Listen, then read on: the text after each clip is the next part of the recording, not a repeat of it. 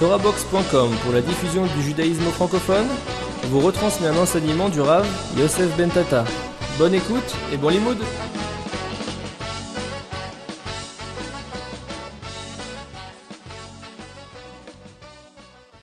ויוצא משה את העם לקראת האלוקים מן המחנה והתייצבו מתחתית ההר.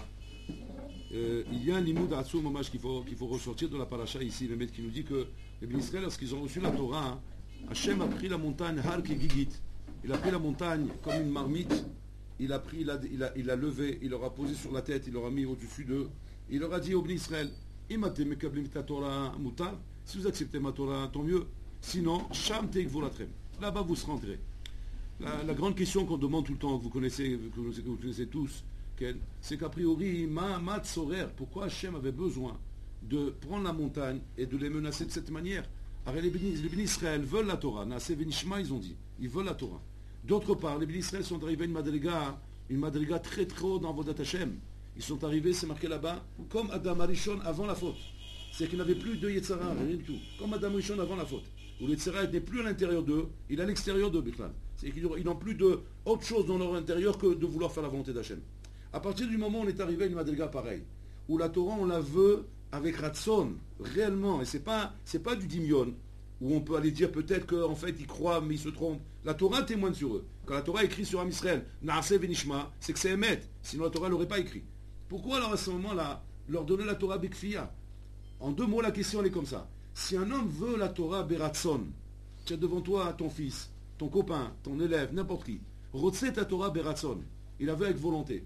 Pourquoi il faut absolument lui donner Bekfia?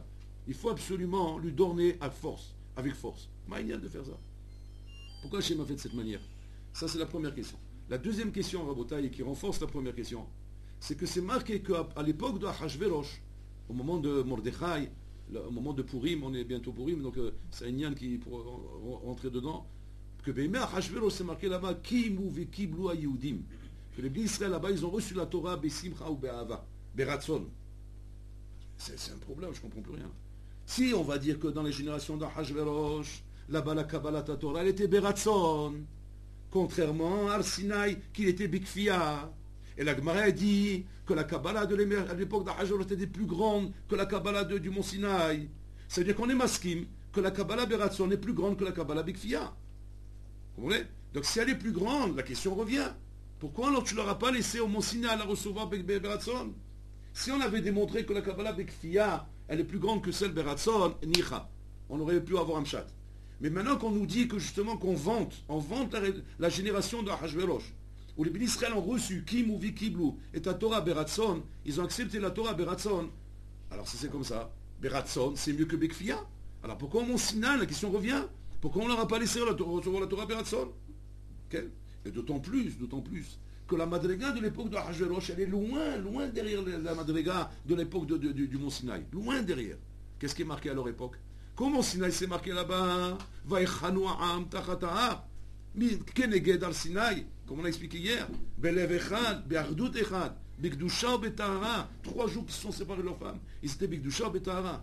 Et qu'est-ce qui est marqué sur l'époque de Achashverosh? Ils ont mangé, ils ont bu, ils ont été nénés de la Séouda de Achashverosh. Ils ont bu du vin, ils se sont saoulés, ils ont fait ce qu'ils ont fait, jusqu'à la fin. À Kedeka, que ce qu'ils ont fait était grave, c'est qu'il a été nixar sur eux, Hashmada, d'être exterminé par Aman.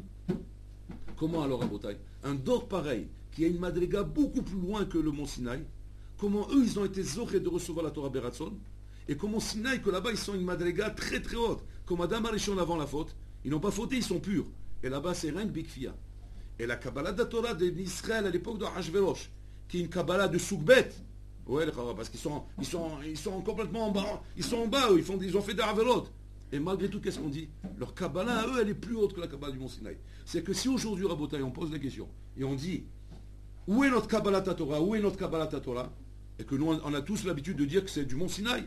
En fait, c'est faux, Rabotai. Notre Kabbalah Torah, elle est de l'époque de Achashverosh.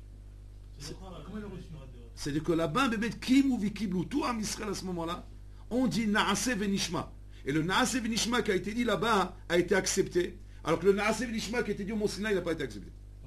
La preuve qu'il n'a pas été accepté, Kafa Ale Marki Gigit. Tu vois ce que je veux dire? Regarde, je te donne un exemple. Je donne toujours cet exemple pour comprendre. Ben, Bezat Hashem, il y en a qui vont se marier ici, si tu veux, ils vont passer sous la roupa, oui. Très bien. Sous la roupa, comment on se marie avec une femme? Beratson ou Bekfia? Beratson, c'est-à-dire qu'il faut tu te mets en face d'elle, tu la regardes dans les yeux, tu prends la bague, tu la montes de tes mains, bien sûr, c'est les cheveux pour ça. Et après, tu lui proposes, Arrête, atmikou deshetli, ketorat Moshe Israël. Comme ça, tu lui proposes. C'est une proposition, c'est pas un ordre.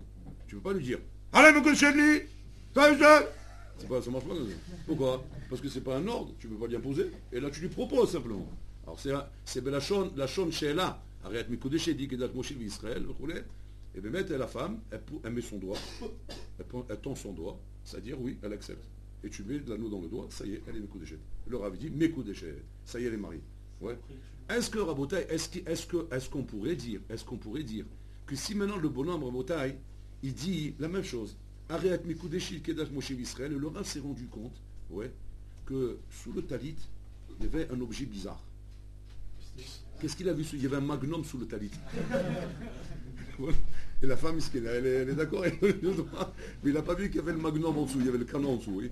Est-ce que des kiddushim comme ça, ils sont valables? Bah où qu'ils sont pas valables? Pourquoi? Parce qu'il a marié Bekfia, il a marié par force la femme, mais c'est pas marié volontairement, c'est pas un mariage ça, ça commence pas à Rabotai. Donc de là c'est clair Rabotai, que la Kabbalah Torah Be'al Sinaï, même si Am Israël voulait se marier, mais étant donné qu'Hachem il a fait une menace, automatiquement ça s'est tout cassé. Ça a tout cassé. Donc la Kabbalah Torah de Mont Sinaï, elle n'est pas valable Kaviachol. C'est laquelle Rabotai à laquelle nous référons pour dire que réellement le mariage entre Hachem et Israël c'est réellement fait, c'est la Kabbalah de Hachverosh. Où là-bas, effectivement, il n'y a pas une menace, ça s'est fait volontairement, comme dans une choupa normale, où ils ont dit Nachinami, Naaseh Venishma, et Hachem ne les a pas menacés, il les a mariés.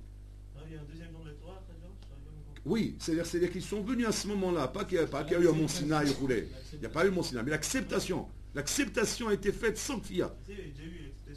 Non, c'est Bekfia. La Kfia a rendu pas sous l'acceptation. Ah, c'est Hachverosh qui l'ont refait. Il a fait. Exprès. Voilà, comme ça s'est passé. Ils ont nassé Venishma, et là, à ce moment-là. Et pourquoi Hachem il les a forcés à prendre la Torah? Voilà, c'est ça la question que je demande. C'est ça ma question. Ma question, c'est qu'a priori, comme tu demandes, c'est ce que c'est quoi? Il comprend vite. Hein. C'est la question. La question, c'est qu'a priori, Am Israël voulait la Torah Mont Sinaï, il n'y a pas besoin de les menacer. Si on avait été comme dans l'histoire où j'ai dit moi, où tu es obligé de menacer pour recevoir la Torah parce qu'il ne veut pas, alors je comprends. Parce qu'il ne voulait pas, donc il fallait les menacer. Am Israël aurait dit par exemple, on ne veut pas la Torah. Alors Hachem les menace. Ça va, je comprends. Mais même comme ça, c'est pas une Kabbalah. Mais là, on ne dit pas ça. On dit, Naaseh Benishma, ils veulent, alors laisse-les tranquilles. Pourquoi tu leur sors le revolver? Naaseh Benishma, Rotsi, la Torah. Est-ce qu'ils ont fait quelque chose de différent que à la Hachverosh? Ils ont dit la même chose. Naaseh Benishma, là-bas aussi, ils ont dit Naaseh Benishma. Alors pourquoi eux, tu